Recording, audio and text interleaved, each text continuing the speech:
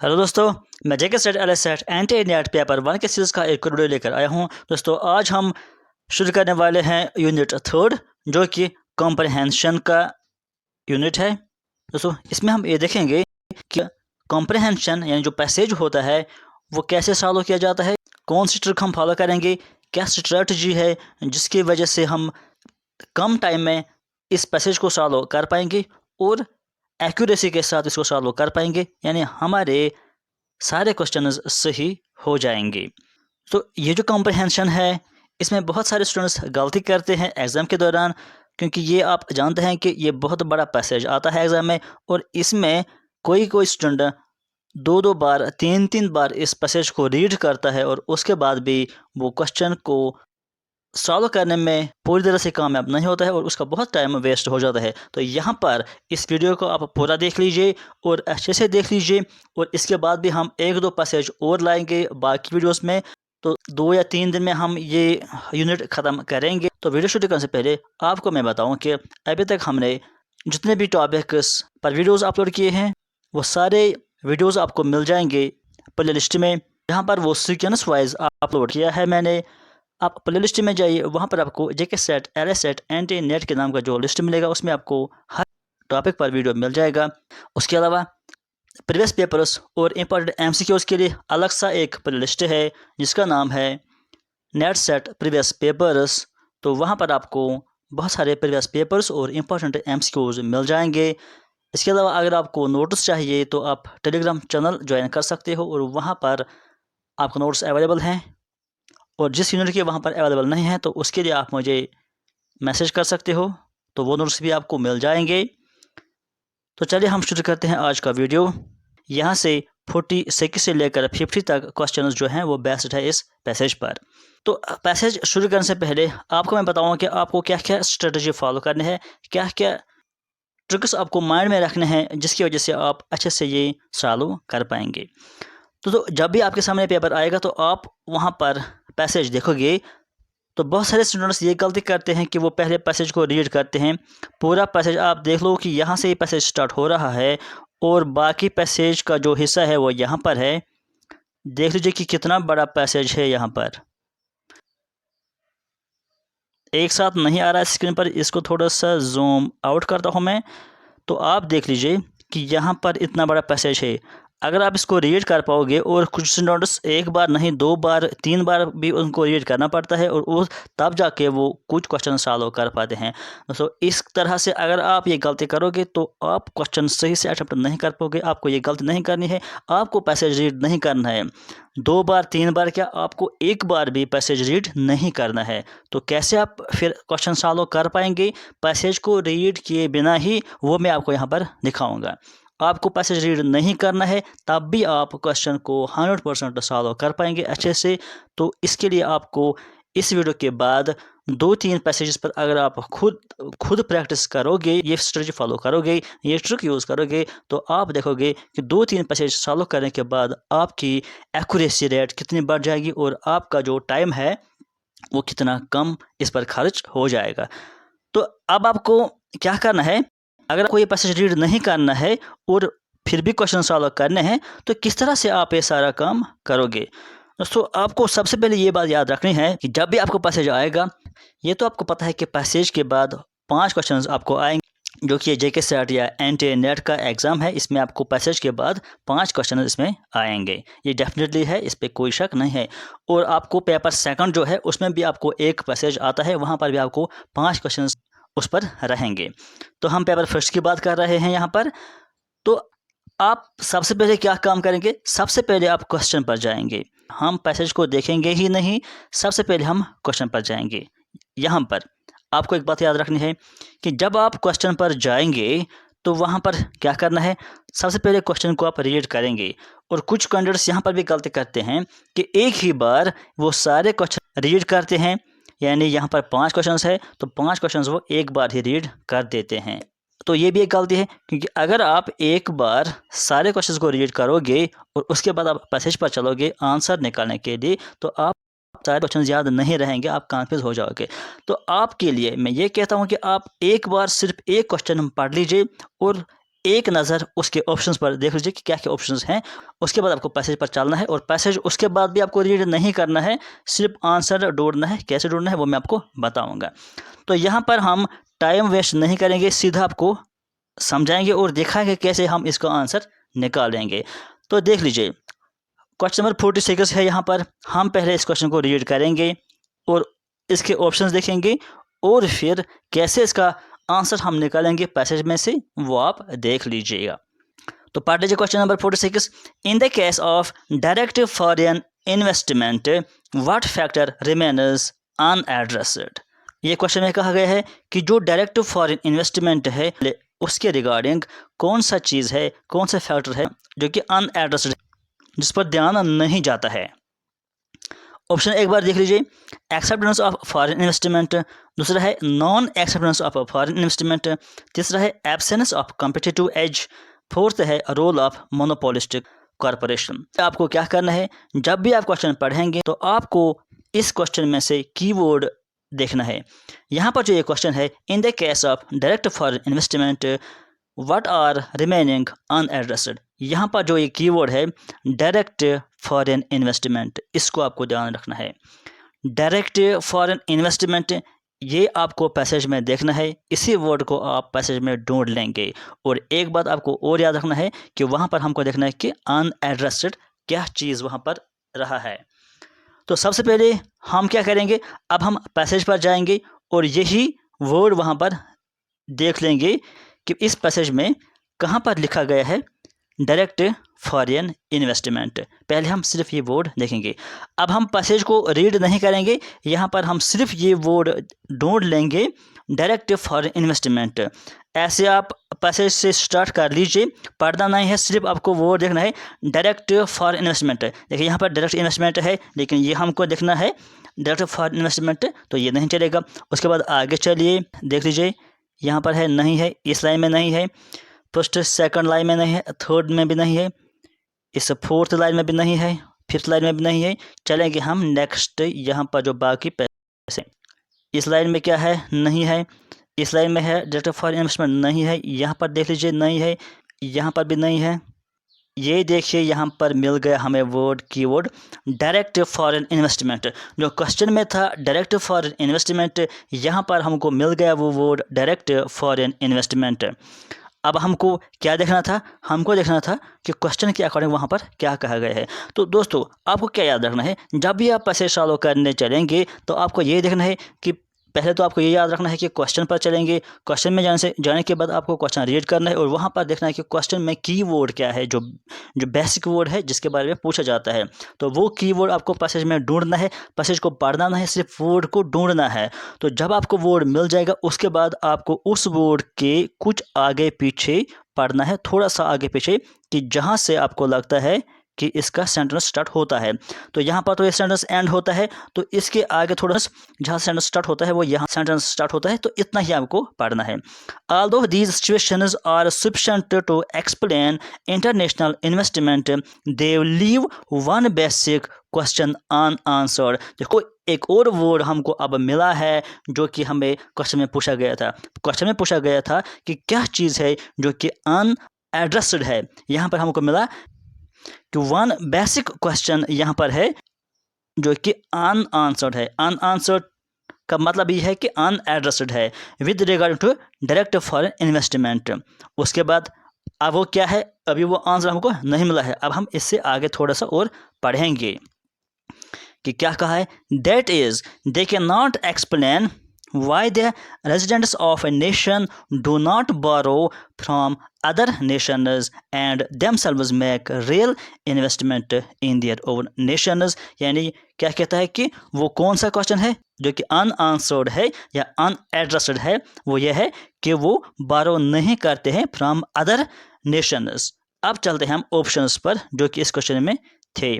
यहाँ पर कहा गया है कि क्या क्वेश्चन है जो कि अनआंसर्ड है, क्या वो एक्सेप्ट करते हैं, नहीं। हमने एक पैसे में देखा है कि वो दूसरे कंट्री से पैसे नहीं लेते हैं, तो यहाँ पर पहला ऑप्शन है एक्सेप्ट, लेकिन वो एक्सेप्ट नहीं करते थे। दूसरा क्या है, non acceptance of foreign investment, तो यही पैसेज में भी था कि वो बारो एक्सेप्ट नहीं करते हैं, तो non acceptance of foreign investment, तो ये इसका सही आंसर हो जाएगा।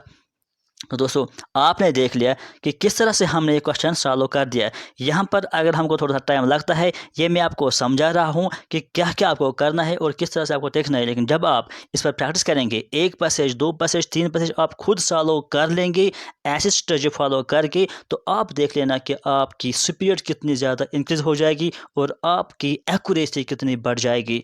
तो हमने यहाँ पर पैसेज नहीं पढ़ा है, सिर्फ हमने कीवर्ड देखा है क्वेश्चन में और वही कीवर्ड हमने पहले पैसेज में देखा है और फिर उस कीवर्ड के आसपास हमने आंसर देखने की कोशिश की और आंसर हमको मिल गया। तो अब हम चलते हैं क्वेश्चन नंबर 47 पर। तो यहाँ पर हम पहले क्वेश्चन पढ़ते हैं सेम स्ट्रेटजी फॉलो करके। क्वेश्चन कहता है purely domestic firms are affected by, किसकी वजह से जो प्योरली डोमेस्टिक फर्म्स है वो अफेक्ट होती है। तो मैंने क्या कहा आपसे कि आप कीवर्ड देखिए, क्वेश्चन में क्या है, प्योरली डोमेस्टिक फर्म्स के बारे में कहा गया है, तो ये इसका कीवर्ड बन जाएगा प्योरली डोमेस्टिक फर्म्स। अब आपको फिर से पैसेज में जाना है और यहाँ पर आपको वर्ड देखना है प्योरली डोमेस्टिक फर्म्स। देख लीजिए स्टार्ट से पहले लाइन में नहीं है प्योरली डोमेस्टिक फर्म्स, सेकंड में भी नहीं है, थर्ड में भी नहीं है, यहाँ पर वो वर्ड नहीं है प्योरली डोमेस्टिक फर्म्स। अभी यहाँ पर देखते हैं पहली लाइन में तो नहीं है, सेकंड में भी नहीं है, तो यहाँ पर देख लीजिए प्योरली डोमेस्टिक फर्म्स, तो हमको यहाँ पर कीवर्ड मिल गया प्योरली डोमेस्टिक फर्म्स। हमने अभी भी पैसेज नहीं पढ़ा है, सिर्फ हमने वर्ड यहाँ पर ढूंढ लिया है। अब एक बार हम क्वेश्चन फिर से रीड करेंगे ताकि हमको अच्छे से पता चलेगा। यहाँ पर क्वेश्चन कहता है कि जो प्योरली डोमेस्टिक फर्म्स है वो किससे अफेक्टेड होती है। ऑप्शन हम पढ़ते हैं लो interest rates, small variability of profits, large variability of profits, export control. तो अगर ये 4 ऑप्शंस हैं तो जहाँ पर हमको वर्ड मिला था हम उसके आगे पीछे आप रीड करने की कोशिश करेंगे। तो ये सेंटेंस कहाँ से स्टार्ट होता है, यहाँ से पढ़ लेते हैं हम। Indeed, it has been found that firms with a strong international orientation enter through exports or through foreign production and sales facilities are more profitable. कहता है कि जो फॉरेन इन्वेस्टमेंट होता है, जो फॉरेन कंट्रीज में इन्वेस्टमेंट होता है, वहाँ पे क्या होता है, मोर प्रॉफिटेबल होता है। हैव मच स्मॉलर वेरिएबिलिटी, वहाँ पर स्मॉल वेरिएबिलिटी ऑफ प्रॉफिट होता है, यानी प्रॉफिट्स का वहाँ पर स्मॉल वेरिएबिलिटी होता है जो कि फॉरेन कंट्रीज में होता है। ये आपको यहाँ पर ध्यान रखना है। are more profitable, have much smaller variability in profits than purely domestic। यानी जो फॉरेन कंट्रीज होती है वहाँ पर क्या होता है, वहाँ पर सेल फैसिलिटी ज़्यादा है, मोर प्रॉफिटेबल है और प्रॉफिटेबल की जो वेरिएबिलिटी है वो कम है। तो ये 3 चीज़ें हमको बेसिक मिल गई। तो यहाँ पर जो ऑप्शन हमको आया है तो हमको आंसर मिल गया है। Purely domestic firms are affected by, जो कि प्योरली डोमेस्टिक फर्म्स है वहाँ पर लो इंटरेस्ट रेट है। ये हमको पैसेज में मिला था, नहीं मिला था हमको। ये पैसेज में कहता है कि स्मॉल वेरिएबिलिटी ऑफ प्रॉफिट्स, जो कि डोमेस्टिक है वहाँ पर स्मॉल वेरिएबिलिटी होती है। हमने पैसेज में पढ़ा कि जो फॉरेन इन्वेस्टमेंट है वहाँ पर स्मॉल वेरिएबिलिटी ऑफ प्रॉफिट्स होती है, वहाँ पर प्रॉफिट ज़्यादा होता है और वेरिएबिलिटी प्रॉफिट्स की कम होती है। प्रॉफिट्स की वेरिएबिलिटी कम होने का मतलब है कि वहाँ पर प्रॉफिट अच्छा होता है। और कहता है कि लार्ज वेरिएबिलिटी ऑफ प्रॉफिट्स, तो यही इसका आंसर हो जाएगा। कैसे, हमने पैसेज में पढ़ा था कि जो कि फॉरेन कंट्रीज है, फॉरेन इन्वेस्टमेंट है, वहाँ पर वेरिएबिलिटी ऑफ प्रॉफिट्स कम है as compare to domestic. In other words हम कहेंगे कि जो डोमेस्टिक फर्म्स है वहाँ पर वेरिएबिलिटी ज़्यादा है। तो ये ऑप्शन भी यहाँ पर सेम वही कह रहा है, लार्ज वेरिएबिलिटी ऑफ प्रॉफिट्स कहाँ पे, डोमेस्टिक फर्म्स। डोमेस्टिक फर्म्स में वेरिएबिलिटी ऑफ प्रॉफिट्स जो है वो लार्ज है, लेकिन जो फॉरेन कंट्रीज है वहाँ पर वेरिएबिलिटी ऑफ प्रॉफिट्स कम है। तो पैसेज में तो साफ लिखा था, तो यहाँ पर भी ये आंसर इसका हो जाएगा। तो यहाँ पर भी आपने देखा कि कैसे आंसर मिला है, सीधा सीधा पैसेज में। थोड़ा सा आपको ध्यान देना है क्वेश्चन क्या कहता है, ऑप्शंस क्या हैं और पैसेज में क्या कहा गया है, क्योंकि क्वेश्चंस ऐसे फ्रेम किए जाते हैं, ऑप्शंस ऐसे फ्रेम किए जाते हैं कि एक बार जिसकी ज़्यादा प्रैक्टिस नहीं है वो कंफ्यूज हो जाता है एक बार में। तो इसलिए थोड़ा सा ध्यान देना है। अगर आप फर्स्ट टाइम ऐसे क्वेश्चंस कर रहे हो या आपकी अभी ज़्यादा प्रैक्टिस नहीं है तो थोड़ा सा आपको ध्यान देना है, बाकी फिर भी आपकी क्वेश्चंस अच्छे से सॉल्व हो जाएंगे अगर आप ये स्ट्रेटजी फॉलो करते हो तो। उसके बाद हम चलेंगे क्वेश्चन नंबर 48 पर। 48 क्या कहता है, what advantage do large corporations have in oligopolistic market. जो ओलिगोपोलिस्टिक मार्केट है वहाँ पर जो लार्ज कॉरपोरेशंस हैं उनका क्या एडवांटेज है इन ओलिगोपोलिस्टिक मार्केट। तो यहाँ पर भी हमको मिला क्या मेन चीज़, ओलिगोपोलिस्टिक मार्केट। तो हम चलते हैं पैसेज पर और देखते हैं ये कीवर्ड ओलिगोपोलिस्टिक मार्केट जो है वो कहाँ पर है। अभी तो हमने यहाँ पर ऑप्शन देखा है, अगर आप यहाँ पर नहीं भी देखोगे तो आपको पता है कि इस साइड में जो पार्ट है पैसेज का, यहाँ पर हमको कहीं वो ये वर्ड नहीं मिला ओलिगोपोलिस्टिक। फिर भी आप के समझाने के लिए मैं एक बार फिर से यहाँ पर आपको दिखाता हूँ।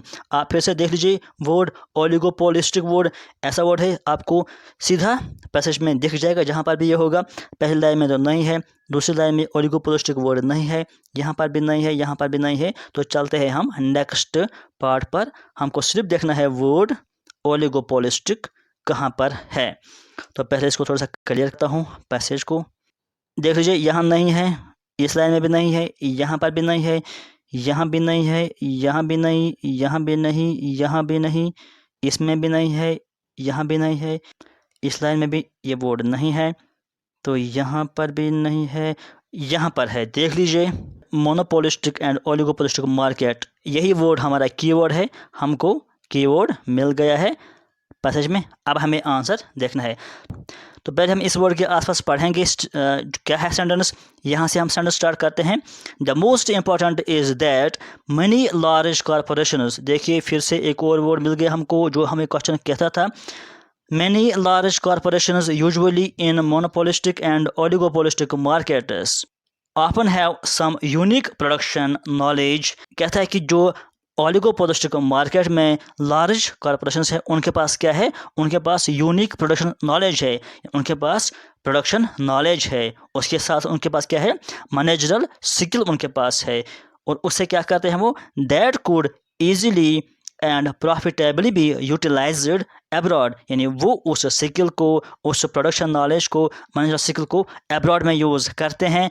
And over which the corporation wants to retain direct control. यानी वो उनके पास ऐसी स्किल्स हैं, ऐसी नॉलेज है कि अगर वो एब्रॉड में उनको इस्तेमाल करेंगे तो उनके पास जो कंट्रोल है, डायरेक्ट कंट्रोल है, वो उसको रिटेन कर सकते हैं। रिटेन का मतलब है कि उनके पास ऑलरेडी वो कंट्रोल है और वो इस स्किल को, इस नॉलेज को यूज़ करके उसको रिटेन कर सकते हैं। यानी बहुत देर तक वो इस कंट्रोल को बरकरार रख सकते हैं। ये इस पैसेज में कहा गया है। अब क्वेश्चन पर हम जाएंगे और वहीं पर इसका आंसर भी हम करेंगे। देखिए क्या कहता है यहाँ पर क्वेश्चन। यहाँ पर क्वेश्चन ने क्या कहा था, व्हाट एडवांटेज, यानी उनके पास क्या एडवांटेज है। ऑप्शन हम देखते हैं, डायरेक्ट कंट्रोल और प्रॉफिटेबिलिटी। क्या उनको वहाँ पर डायरेक्ट कंट्रोल है, एक तो ऑप्शन है, ये भी है। हम आगे जाएंगे, लार्ज प्रोडक्शन ऑफ अनडिफरेंशिएबल प्रोडक्ट्स, ये हमको नहीं मिला है। लोकलाइजेशन ऑफ मैनेजरल स्किल्स, क्या वो मैनेजरल स्किल्स को लोकलाइज करते हैं। वहाँ पर देखिए ऑप्शन यहाँ पर कैसे फ्रेम किया गया है। वहाँ पर हमको पैसेज में मिला था एक वर्ड मैनेजरल स्किल्स, लेकिन यहाँ पर ऑप्शन को चेंज किया गया है आपको कैंडिडेट्स को कंफ्यूज करने के लिए, उनको क्वेश्चन गलत करने के लिए। यहाँ पर लिखा गया है localization of managerial skills. Passage में हमने कहा कि उनके पास मैनेजरल स्किल्स है जिसकी वजह से वो जो उनका प्रॉफिटेबल कंट्रोल है वो रिटेन कर सकते हैं, लेकिन उनकी स्किल्स को लोकलाइज करना ये पैसेज में नहीं कहा था। यानी आधा वर्ड उन्हें पैसेज का रखा है और आधा उसको चेंज करके इस क्वेश्चन ऑप्शन को गलत कर दिया, तो ये इसमें नहीं आएगा। तो ये आपको ध्यान रखना है। तो सी पार्ट तो नहीं आएगा। Eliminating barriers to higher profits, तो ये हमने पैसेज में कहीं देखा ही नहीं है, तो इसका आंसर ए पार्ट हो जाएगा, डायरेक्ट कंट्रोल ओवर प्रॉफिटेबिलिटी। पहले हमने कहा कि जो उनके पास स्किल्स है, उनके पास नॉलेज है, इससे, उस नॉलेज से वो जो डायरेक्ट कंट्रोल उनका है वो उसे रिटेन कर सकते हैं, बहुत देर तक उसको कायम रख सकते हैं। तो यही इसका आंसर हो जाएगा। तो यहाँ पर भी आपने देखा कि 3 क्वेश्चन हमने कर लिए, लेकिन पैसेज को हमने एक भी बार नहीं पढ़ा है, सिर्फ हमने क्वेश्चन का कीवर्ड देखकर उसके आसपास सेंटेंस को पढ़कर आंसर किया है। अब हम चलते हैं क्वेश्चन नंबर 49 पर। 49 क्वेश्चन कहता है, the passage focuses on the aspect mainly related to. ये जो क्वेश्चन है, इस तरह का क्वेश्चन दोस्तों, इस तरह का क्वेश्चन हर पैसेज में 1 या 2 आते हैं। यानी जिनका आंसर आपको पैसेज में किसी लाइन से नहीं मिलेगा बल्कि आपकी अंडरस्टैंडिंग पर बेस्ड होता है ये क्वेश्चन। यानी ऐसे क्वेश्चन में क्या कहता है कि थीम ऑफ द पैसेज क्या रहेगा, यानी फोकस ऑफ द पैसेज क्या रहेगा, इस तरह का एक क्वेश्चन होता है। कभी कभी नहीं भी होता है लेकिन अक्सर एक क्वेश्चन इस पर बेस्ड होता है। तो इस तरह के क्वेश्चन को आप कैसे करेंगे, अब आपको यहाँ पर ये कीवर्ड तो नहीं मिलेगा कि आप पैसेज में जाकर वो ढूंढ लेंगे, लेकिन यहाँ पर भी आपको फॉलो करनी है कि जब भी ऐसा क्वेश्चन आएगा कि फोकस ऑफ अ पैसेज पूछता है या समरी ऑफ द पैसेज पूछता है या main heading of the passage पूछेगा, तो यहाँ पर आपको क्या करना है, आपको यहाँ पर पैसेज की स्टार्टिंग 1, 2 या 3 लाइन्स पढ़ने हैं। अगर वहाँ पर आंसर मिलता है तो ठीक है, अगर नहीं मिलता है तो लास्ट की 1, 2, 3 लाइन्स आपको पैसेज की पढ़नी है। पहली की 1, 2, 3 लाइन्स और लास्ट में, अगर पहले में नहीं मिलता है आंसर तो लास्ट में जाइए, लास्ट में नहीं मिलता है तो पहली और लास्ट, ये जो 2-3 लाइन्स या 4 लाइन्स ये हो जाएंगे टोटल, तो इनको मिलाकर आप आंसर निकालने की कोशिश करेंगे। क्योंकि ये क्वेश्चन एक बेस्ड होता है आपकी अंडरस्टैंडिंग पर कि आपको इस पैसेज से क्या समझ में आता है। तो चलिए इस क्वेश्चन को भी सॉल्व करते हैं हम पैसेज से। तो पहले एक बार क्वेश्चन फिर से रीड करते हैं। The passage focuses on the aspects mainly related to, option पढ़ते हैं, indirect control over investments, B कहता है इंटरनेशनल ओरिएंटेशन ऑफ इन्वेस्टमेंट या सेल्स फैसिलिटीज़ या risk involved in the integration of production. तो मेन चीज़ ये है कि हमें क्वेश्चन पूछता है कि पैसेज का जो मेन फोकस है वो किस पर है। तो हम पहले स्टार्टिंग 1-2 लाइन्स पढ़ते हैं ताकि हमको अगर कहीं पर आंसर मिल जाएगा तो हम वो देख लेंगे। The motives for direct investment abroad are generally the same as earning higher returns, possibly resulting from higher growth rates abroad, more favorable tax treatments, or greater availability of infrastructure and diversifying risks. तो इतना ही हम पढ़ेंगे। तो यहाँ पर हमको क्या लगता है कि ये पैसेज जो है इसमें कहा गया है कि जो डायरेक्ट इन्वेस्टमेंट है अब्रॉड, यानी ये बात करता है अब्रॉड में या फॉरेन कंट्री में इन्वेस्टमेंट करने के बारे में ये बात करता है। और कहता है कि वहाँ पर हायर रिटर्न्स के चांसेस हैं, जिसमें क्यों चांस है, क्योंकि वहाँ पर possibility of returning from higher growth rates, यानी वहाँ पर ग्रोथ रेट हायर है, वहाँ पर आपको फेवरेबल टैक्स ट्रीटमेंट दिया जाता है और ग्रेटर अवेलेबिलिटी ऑफ इंफ्रास्ट्रक्चर है। यानी कहने का मतलब ये है कि ये क्वेश्चन इन लाइन में कहता है कि आपको फॉरेन कंट्रीज में अब्रॉड में इन्वेस्टमेंट करना है। तो क्वेश्चन हमें कहता था कि फोकस क्या है इसका। तो पहले हम देखते हैं क्या इससे हमको मिलता है ऑप्शन। पहला ऑप्शन जो इसने कहा था आंसर में, इनडायरेक्ट कंट्रोल ओवर इन्वेस्टमेंट, तो ये तो इसका यहाँ से हाँ आंसर नहीं मिलता है, तो ए तो इसका नहीं हो जाएगा। बी कहता है इंटरनेशनल ओरिएंटेशन ऑफ इन्वेस्टमेंट, यानी जो इन्वेस्टमेंट है उसके क्या फ़ायदे हैं इंटरनेशनली जब हम करते हैं, तो ये इस पैसेज में हमको बताता है। तो ये हमको इसका सही आंसर लगता है, क्योंकि पैसेज में भी हमको जोर दिया जाता है कि जो फॉरेन इन्वेस्टमेंट है उससे वो करना चाहिए, उससे क्या क्या फ़ायदे मिलते हैं वही इसमें कहा गया है। यहाँ पर भी ऑप्शन बी यही कहता है कि इस पैसेज में हमको कहा गया है कि इंटरनेशनल इन्वेस्टमेंट करने से आपको क्या क्या फ़ायदे मिल जाएंगे।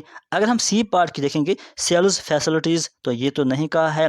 Risk involved in integration of production, ये भी नहीं कहा है। तो इसका मतलब है बी इसका सही आंसर हो जाएगा। तो सिंपल सी बात है। तो पहले ही 2-3 लाइन में हमको इसका आंसर मिल गया। तो अब हम चलते हैं क्वेश्चन नंबर 50 पर। क्या कहता है, the possible reason of direct foreign investment can be, यहाँ पर ये 4-5 ऑप्शंस दिए गए हैं, उसके बाद यहाँ पर आंसर करना है हमको इसमें से। तो क्या क्या है इसके पार्ट्स ये भी हम देखते हैं। हायर रिटर्न्स है, बेटर टैक्स रिगाइम्स है, और सी कहता है अवेलेबिलिटी ऑफ इंफ्रास्ट्रक्चर है, रिस्क मिटिगेशन है, और financial support for local investors. तो यहाँ पर जो क्वेश्चन है इसका कीवर्ड्स क्या है कि possible reasons for direct investment, direct for investment क्या है, यानी यहाँ पर ये कहता है कि जो डायरेक्ट फॉरेन इन्वेस्टमेंट है उसके फ़ायदे क्या है। तो यहाँ पर जो कीवर्ड है, यहाँ पर ये कीवर्ड है कि पॉसिबल रीजन, यानी क्या क्या रीजन्स हैं to the direct foreign investment, यानी फॉरेन डायरेक्ट इन्वेस्टमेंट एक कीवर्ड है, और एक कीवर्ड ये है कि क्या क्या पॉसिबल रीजन्स है वो इन्वेस्टमेंट करने के लिए। तो पहले ही से आप पैसे स्टार्ट करेंगे तो यहाँ पर आपको कीवर्ड मिल जाएगा डायरेक्ट इन्वेस्टमेंट अब्रॉड, एक पार्ट तो हमको मिल गया।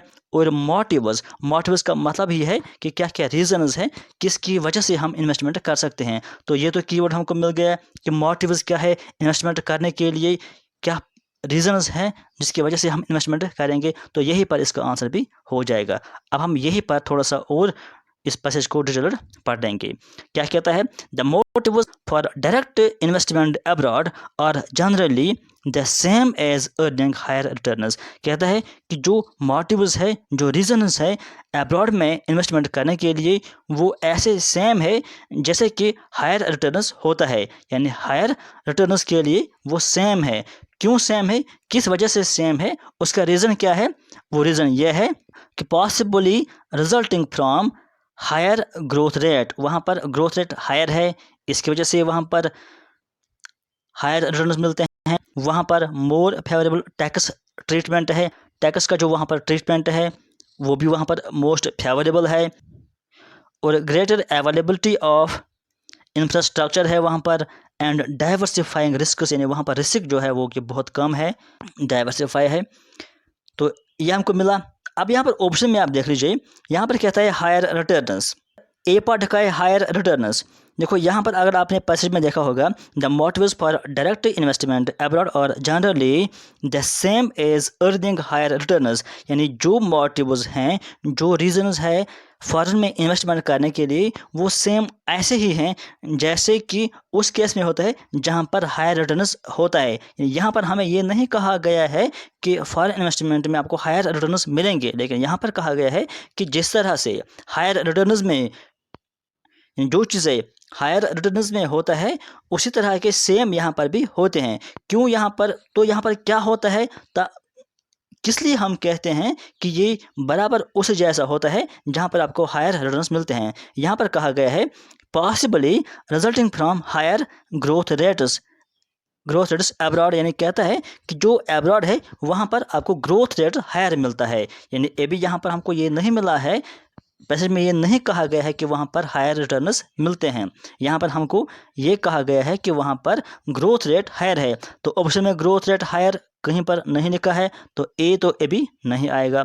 उसके बाद कहा गया है एक तो वहाँ पर ग्रोथ रेट ज़्यादा है, दूसरा उन्होंने कहा कि मोर फेवरेबल टैक्स वहाँ पर जो है वो मोर फेवरेबल है। तो यहाँ पर कहा गया था बेटर टैक्स रिगाइमस, तो ये तो आएगा, बी में कोई शक नहीं है, बी तो आएगा ही आएगा। उसके बाद यहाँ पर देख लीजिए, और ग्रेटर अवेलेबिलिटी ऑफ इंफ्रास्ट्रक्चर, जो अब्रॉड है वहाँ पर इंफ्रास्ट्रक्चर का अवेलेबिलिटी जो है वो ग्रेटर है। तो सी जो यहाँ पर कहता है अवेलेबिलिटी ऑफ इंफ्रास्ट्रक्चर, तो सी भी आएगा, इसमें भी कोई शक नहीं है। उसके बाद यहाँ पैसेज में देख लीजिए, एंड डाइवर्सिफाइंग रिस्क्स, जो वहाँ अब्रॉड है वहाँ पर रिस्क्स डाइवर्सिफाइंग है, यानी रिस्क्स बहुत कम है। तो यहाँ पर आप देख लीजिए डी पार्ट रिस्क मिटिगेशन, तो इसका मतलब डी भी आ जाएगा। उसके बाद जो ऑप्शन में कहा गया है, उसके बाद यहाँ पर सेंटेंस खत्म हो गया है, कुछ नहीं कहा गया है। लेकिन जो क्वेश्चन का ऑप्शंस है, ई पार्ट हम देखते हैं, financial support for from local investors, तो ये तो हमको पैसेज में नहीं मिला है, तो ई तो नहीं आएगा। इसका मतलब है कि बी सी डी आएगा, ई नहीं आएगा। ई तो यहाँ है, ये नहीं आएगा, ई पहले में भी है, ये नहीं आएगा। अब बचता है हमारे पास ये सी वाला और ये बी वाला ऑप्शन। इनमें से देखिए कि कहाँ पर बी सी डी है, बी सी डी तो इसमें है बी में, तो बी इसका सही आंसर हो जाएगा। तो आपने देख लिया कि हमने पैसेज को एक भी बार रीड नहीं किया है, इतना बड़ा पैसेज था। अगर हम वो सारा पैसेज पढ़ेंगे तो कितना टाइम हमारा वेस्ट हो जाएगा। इसी तरह आपको ये स्ट्रेटजी फॉलो करनी है, लेकिन एक पैसेज से आपको इस पर होल्ड नहीं हो जाएगा। आपको खुद भी प्रैक्टिस करनी है, पैसेज उठाना है, क्वेश्चंस देखने हैं और उनको सॉल्व करने की कोशिश करनी है। 2-3 पैसेज आप सॉल्व कर दीजिए तो आपका होल्ड और ज़्यादा अच्छा हो जाएगा। हम आगे भी 2-3 पैसेजेस और लेकर आएंगे। आज के लिए फ़िलहाल इतना ही, थैंक यू।